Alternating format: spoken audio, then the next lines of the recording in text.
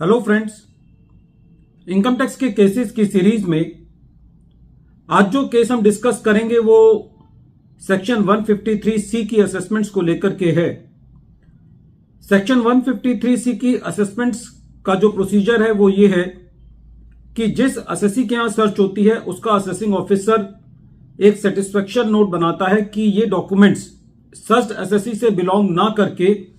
दूसरे असेसी से बिलोंग करते हैं, और फिर वो सेटिस्फेक्शन नोट दूसरे असेसिंग ऑफिसर को भेजा जाता है और वो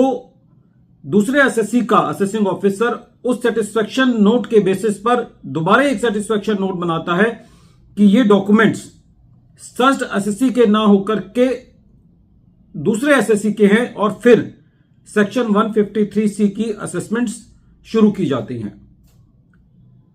सेक्शन 153 सी की असेसमेंट्स को लेकर के जो इस केस की इंपॉर्टेंस है वो इस चीज को लेकर के है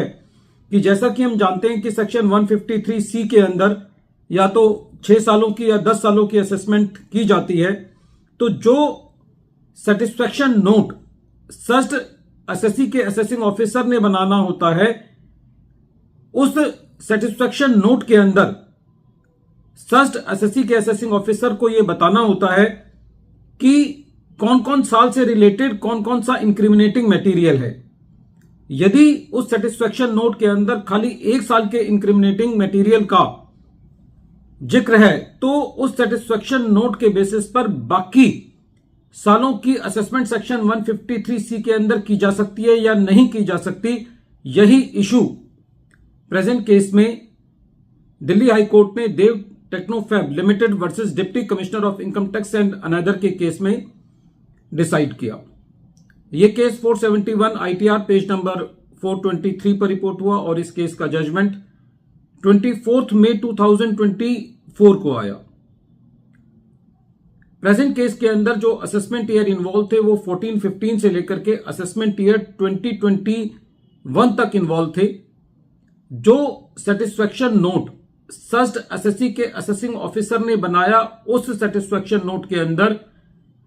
खाली असेसमेंट ईयर 1920 के इंक्रिमिनेटिंग मटेरियल का जिक्र था, और उसके बेसिस पर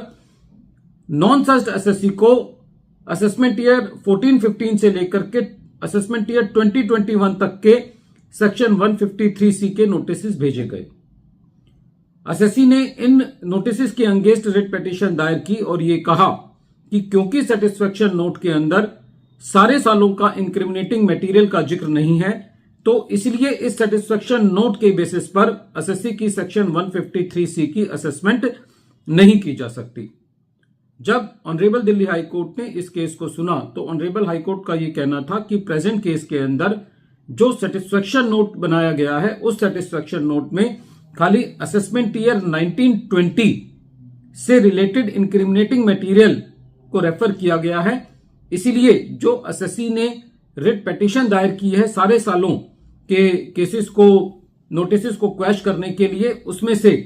खाली असेसमेंट ईयर 1920 का जो ईयर है उसको क्वैश नहीं किया जा सकता, क्योंकि उस साल का इंक्रिमिनेटिंग मटेरियल को रेफर किया गया है, और बाकी जो असेसमेंट ईयर हैं 2014-15 से लेकर के असेसमेंट ईयर 18-19 तक उन सालों के इंक्रिमिनेटिंग मटेरियल का जिक्र नहीं है। इसीलिए दिल्ली हाई कोर्ट ने खाली असेसमेंट ईयर 1920 के नोटिस को यह कहा कि इस साल की असेसमेंट प्रोसीडिंग्स चलाई जा सकती हैं, लेकिन बाकी सालों की असेसमेंट प्रोसीडिंग्स को सेक्शन 153 सी के अंदर, जो कि असेसमेंट ईयर 14-15 से असेसमेंट ईयर 18-19 और असेसमेंट ईयर 2021 की प्रोसीडिंग्स को अनसस्टेनेबल करार किया। फ्रेंड्स, ये केस इसलिए इंपॉर्टेंट है कि जब सर्च होती है किसी एसएससी के यहां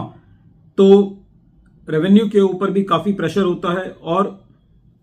बहुत सारे एसएससी ऐसे होते हैं जिनके डॉक्यूमेंट्स उस एसएससी के यहां मिलते हैं जिसके यहां सर्च होती है। तो ये केस एक काफी इंपॉर्टेंट हो सकता है उन सारे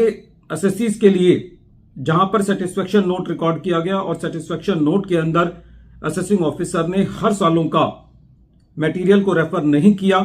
तो ये केस उन सब केसेस के लिए काफी महत्वपूर्ण है।